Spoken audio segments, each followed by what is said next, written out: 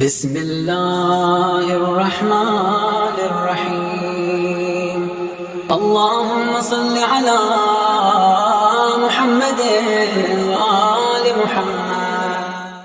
औज़ु बिल्लाहि मिनश शैतानिर रजीम। बिस्मिल्लाहिर रहमानिर रहीम। व बिही नस्तईन व हुवा खैरुल मुईन। अल्हम्दुलिल्लाह वस्सलातु वस्सलामु अला अहलिहा।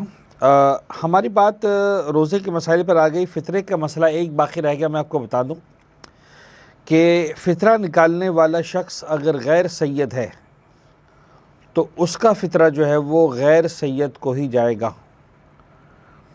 चाहे जो शख्स फ़ितरा निकाल रहा है वो उन लोगों का फ़ितरा निकाल रहा हो जो सादात हों।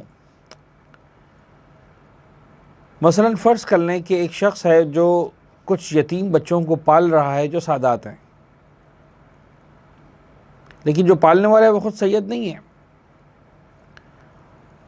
और ये शख्स चूँकि उन बच्चों को पालता है वो उसकी किफ़ालत में आ जाते हैं। वाजिब है कि अपना फ़ितरा भी निकाले और उन सादात बच्चों का फ़ितरा भी निकाले। तो अगरचे सादात बच्चों का फ़ितरा निकल रहा है लेकिन निकालने वाला गैर सैयद है, लिहाजा ये वाला फ़ितरा गैर सैयद का ही फ़ितरा माना जाएगा और किसी सैयद को नहीं दिया जा सकता।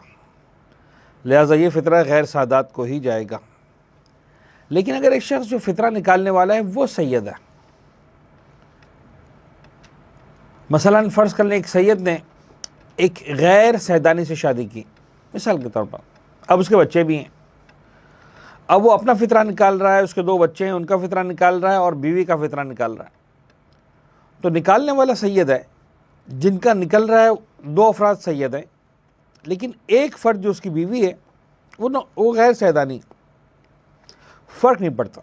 निकालने वाला सैयद है, लिहाजा उसका फ़ितरा सैयद का फ़ितरा माना जाएगा और ये सारा का सारा फ़ितरा सादात को जा सकता है। हाँ, जो फ़ितरा निकालने वाला सैयद हो वो फ़ितरा गैर सादात को भी दिया जा सकता है, यानी सैयद का फ़ितरा गैर सादात को मिल सकता है लेकिन गैर सैयद का फ़ितरा सैयद को नहीं मिल सकता, क्योंकि सादात के लिए खुम्स है। तो ये फ़ितरे में फिर जो है वो गैर सादात का हक़ बन जाता है ज़्यादा। ये बात तो फ़ितरे की हद तक मुकम्मल हुई। अब आ जाते हैं रोज़े के मसाइल पर। सरकार रोज़े के मसले के अंदर आपको बात बताई गई थी कि रोज़ा नाम है फ़जर की अज़ान के वक्त से लेकर मगरिब की अज़ान के वक्त तक अपने आप को मुब्तलाते रोज़ा से बचाना, ठीक है ना। वो चीज़ जो रोज़े को बातिल करती है, सबसे पहले चीज़ जो रोज़े को बातिल करती है वो है खाना और पीना। खाना भी रोज़े को बातिल कर देता है और कोई चीज़ पीना भी रोज़े को बातिल कर देता है। फ़र्क नहीं पड़ता कि वो चीज़ जो खाई जा रही है वो हलाल हो या हराम हो।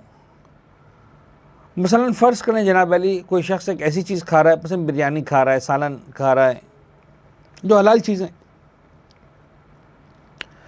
या खुदा न खास्ता हम फ़र्ज़ करें कि वो गैर ज़बीहा यानी ऐसा जानवर का गोश्त खा रहा है जिसको शरीयत के तरीके से हलाल नहीं किया गया, हराम है वो। फ़र्क नहीं पड़ता, हलाल खाए हराम खाए रोज़ा बातिल है, हलाल पिए हराम पिए रोज़ा बातिल है। मसलन सिंपल पानी पी ले, शरबत पी ले, चाय पी ले, रोज़ा बातिल है। और खुदा न खास्ता कोई ऐसी चीज़, ऐसा पानी पी जो मसलन नजिस हो गया हो।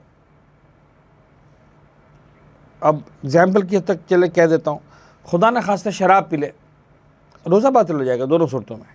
यानी इसके अंदर हलाल में और हराम में फ़र्क नहीं है, कम और ज़्यादा में फ़र्क नहीं है। कम हो ज़्यादा हो फ़र्क नहीं पड़ता। पूरी प्लेट चावल की खाई या चावल का एक दाना खाया, पूरा ग्लास पानी का पिया या एक कतरा पानी का पिया, quantity doesn't matter, whatever is the quantity, कम हो ज़्यादा हो, रोज़ा इसका बातिल हो जाएगा, ये रोज़ा सही नहीं रहेगा। बल्कि अगर कोई चीज़ फ़र्ज़ कर लें कि मसलन मिसवाक मुँह में डाला, मुँह में मिसवाक कर रहा था, मिसवाक में तरी लगी हुई थी मुँह की, इसको बाहर निकाला। अब ये तरी बाहर की है, हवा की है, ठीक है ना, हवा से मुराद बाहर आ गई मुंह से, दोबारा इसको लेगा और इसको चूस लेगा और मुंह में घुलने से पहले इसको अगर इस तरीके उतार लेगा, इसका रोज़ा इससे ही बातिल हो जाएगा। ख़वातीन की बाज़ औक़ात बच्चियों की आदत होती है दुपट्टा मुंह में डालने की, दुपट्टा मुंह में डाला, फ़र्ज़ करने वो गीला है, बाहर निकाला, दोबारा उसको लिया और चूस लिया, रोज़ा बातिल हो जाएगा। तो अगर कम भी मिक़दार हो तब भी उसे रोज़ा बातिल हो जाता। अच्छा, अब ये तो खैर बात हो गई दो हवालों से कि कम हो ज़्यादा हो, हलाल या हराम। अब आ जाए खाने पीने की डेफिनेशन। वो खाना पीना जो रोज़े को बातिल करता, इस खाने पीने को समझने के लिए 4 नुकात को समझना ज़रूरी है। पहला नुक्ता यह है कि वो खाना पीना रोज़े को बातिल करता है जो जानबूझकर हो। मैं पहले आपको चारों नुकात बता दूं, उसके बाद फिर हर की तफसील। जानबूझकर, मुंह से बाहर की कोई चीज़, हलक के ज़रिए, हलक से नीचे उतारना, ये 4 पॉइंट्स जमा होंगे तो रोज़ा बातिल होगा। अगर में से 3 पॉइंट्स हैं, कोई एक पॉइंट नहीं है, रोज़ा बातिल नहीं होगा। लिहाजा इन 4 पॉइंट्स को समझते हैं। सबसे पहला पॉइंट था जानबूझकर। लिहाजा अगर फ़र्ज़ कर ले कोई शख्स गलती से खाना खा ले, पानी पी ले, फल खा ले, चाय पी ले, शरबत पी ले, कोई सी भी चीज़, यानी खा रहा है, पी रहा है, उसको ध्यान नहीं रहा, उसको याद नहीं रहा मैं रोज़े से हूँ, शरीयत कहती है कोई मसला नहीं। वो रोज़ा जो खाना पीने को बातिल कर, वो चीज़ जो, वो खाना पीना जो रोज़े को बातिल करता है, ये वो खाना पीना है जो जानबूझकर। लिहाजा अगर जानबूझकर नहीं है, किसी एतबार से रोज़ा बातिल नहीं होगा।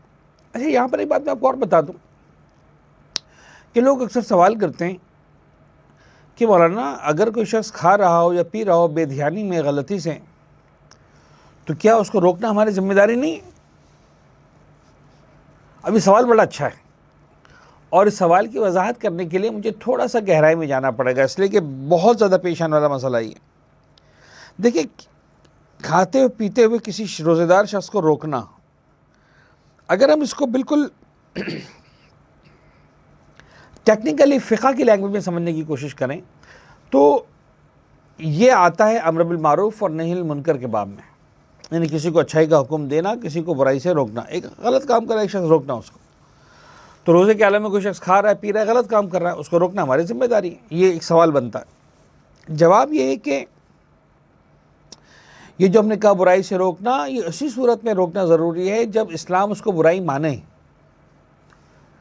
अब मेरा सवाल आपसे ये है, जो बात हमने 1 मिनट पहले समझी, कि जो शख्स गलती से खा रहा है, क्या इस्लाम उसको बुराई मान रहा है? अगर इस्लाम उसको बुराई मानता तो फिर इस्लाम उसको रोकने का हुक्म भी देता। लेकिन जो शख्स खुदा न गलती से खा रहा है रोज़े के दौरान, उसने रोज़ा रखा हुआ अपने एतबार से, उसको याद नहीं रहा, उसको ध्यान नहीं रहा, तो ऐसे शख्स को चूँकि इस्लाम ये मान ही नहीं रहा कि ये गुनाह कर रहा है, ये बुराई कर रहा है, तो आपसे क्यों कहेगा उसको जाकर रोको? लिहाजा कतन ऐसे सूरत हाल में रोकना ज़रूरी नहीं है। आप उस शख्स को खाने दें, पीने दें, बड़े मज़े से। आपका दिल उदास हो कि मैं क्यों नहीं भूला, ये क्यों भूल गया, वो आपके नसीब है, ठीक है ना। उसको आप खाने दें, वो गलत काम नहीं कर रहा। हाँ, जिस शख्स ने रोज़ा नहीं रखा और फिर वो खा रहा है और आपको पता है कि इसने रोज़ा नहीं रखा, यहाँ पर आपकी ज़िम्मेदारी रोकें। यानी मैं समझाना चाह रहा हूँ कि हमारे यहाँ मिजाज उल्टा है। इस्लाम का मिजाज और है, मुसलमान का मिजाज और है। हम क्या करते हैं, हम देखते हैं कि 2 अफराद खाना खा रहे हैं, एक ने रोज़ा रखा हुआ, एक ने नहीं रखा हुआ।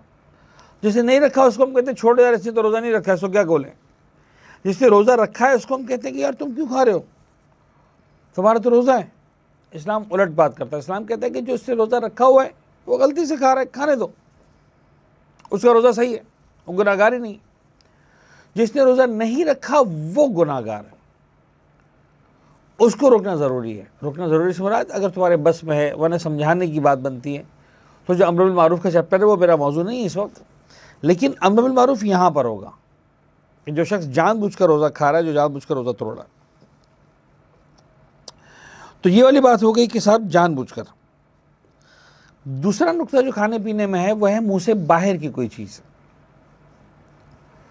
लिहाजा जैसे मुंह के अंदर की अगर कोई चीज़ इंसान निकल रहा है तो उसका रोज़ा बातिल नहीं होता। मसलन फ़र्ज़ कर लें एक शख्स के मुंह में ख्याल आया कोई बड़ी चटपटी ग़िज़ा का और उसके मुंह में पानी जमा हो गया, कुदरती तौर पर ऐसा होता है।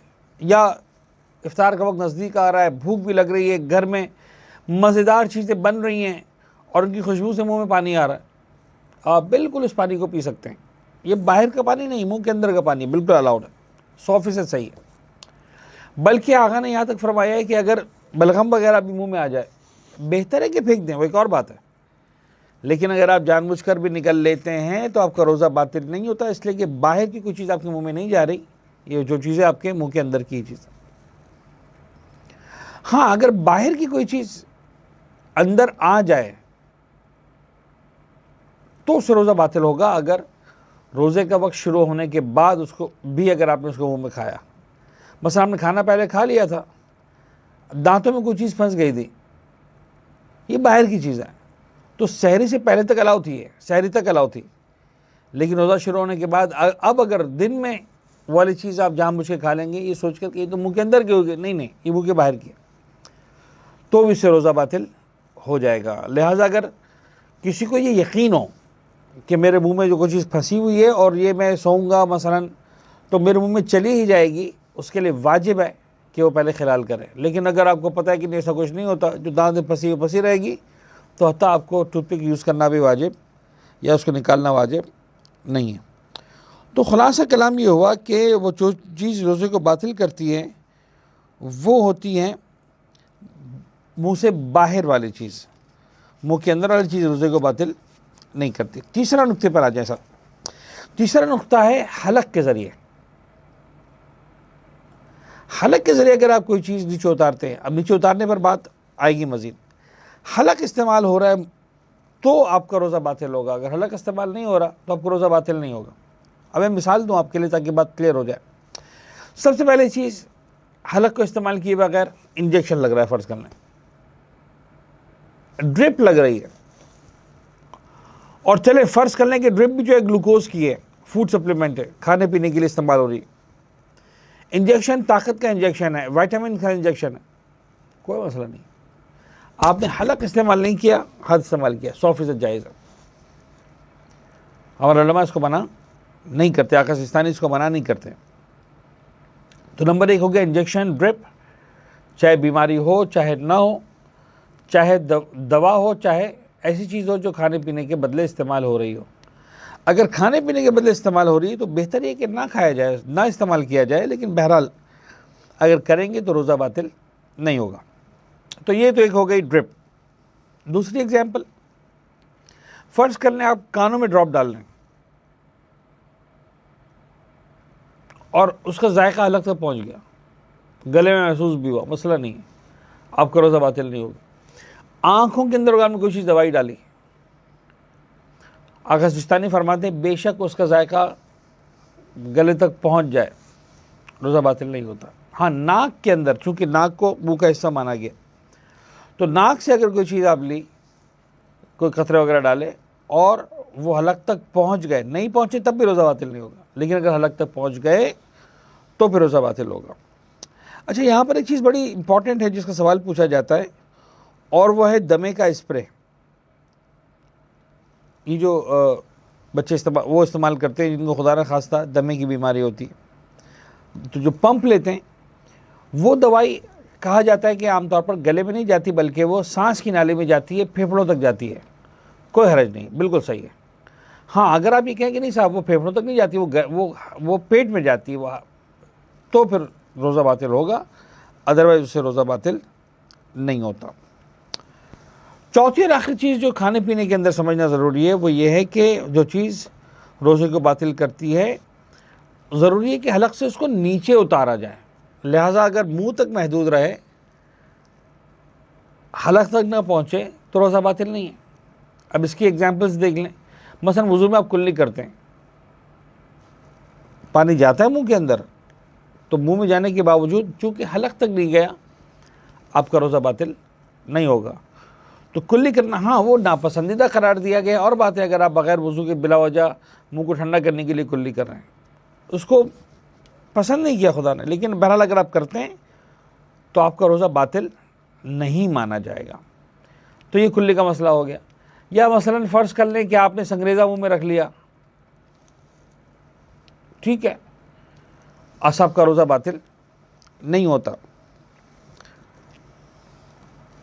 मरहूमत अपना आगा खुई ने और ख़ुद अता आगा सिस्तानी ने एक जुमला इस्तेमाल किया है अपनी मिनहाज में। उनसे जिस अंदाज से सवाल पूछा गया उन्होंने उसी अंदाज से जवाब लिखा है। लिहाजा यही ध्यान में रखें कि सवाल का पूछा जाना बड़ा इम्पॉर्टेंट है। सवाल किसी ने उनसे पूछा और उसको अपने हिसाब से उसने साबित भी कर दिया कि भाई हम नस्वार मुँह में रखते हैं, ये जो है वो हलक तक नहीं जाती, ये मुंह तक ही महदूद रहती है आखिर तक। क्या इसका इस्तेमाल जायज़ है? आगा ने कहा भाई मुझे नहीं मालूम कि हलक तक जाती कि नहीं जाती, लेकिन अगर आप समझते हैं कि हलक तक नहीं जाती, ये चीज़ ऐसी है जो खालिसतन मुंह तक ही महदूद रहती है, तो फिर हरज नहीं है, यानी यहाँ तक परमिशन मिल जाएगी।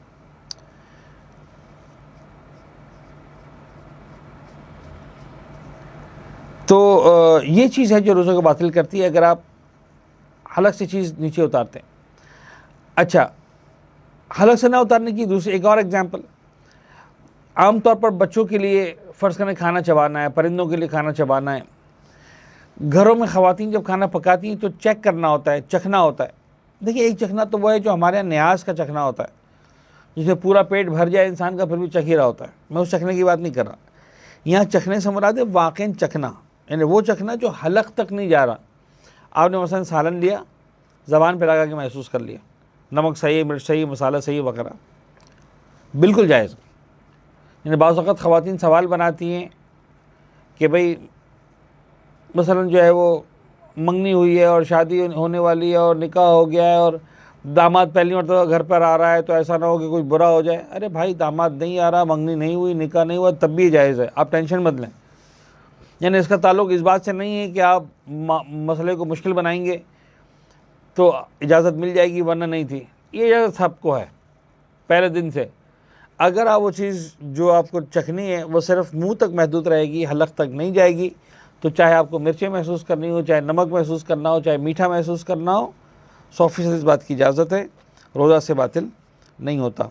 तो ये आज हमारे मसाइल मुकम्मल हुए जो है वो खाने पीने की हद तक। तो हमने खुली तौर पर ये बताया कि खाना पीना रोज़े को बातिल करता है, लेकिन वो खाना पीना जो रोज़े को बातिल करता है उसके 4 नुकात हैं। जानबूझकर मुँह से बाहर की कोई चीज़ हलक के ज़रिए नीचे उतारना, अगर ऐसा है तो रोज़ा बातिल होगा। अगर कोई एक पॉइंट भी कम हो गया इसमें से तो फिर रोज़ा बातिल नहीं होता। व सल्लल्लाहु अला मुहम्मदिन व आलिहि तय्यबीन अत्ताहिरीन, व सल्लल्लाहु अला मुहम्मदिन व आलिहि तय्यबीन अत्ताहिरीन।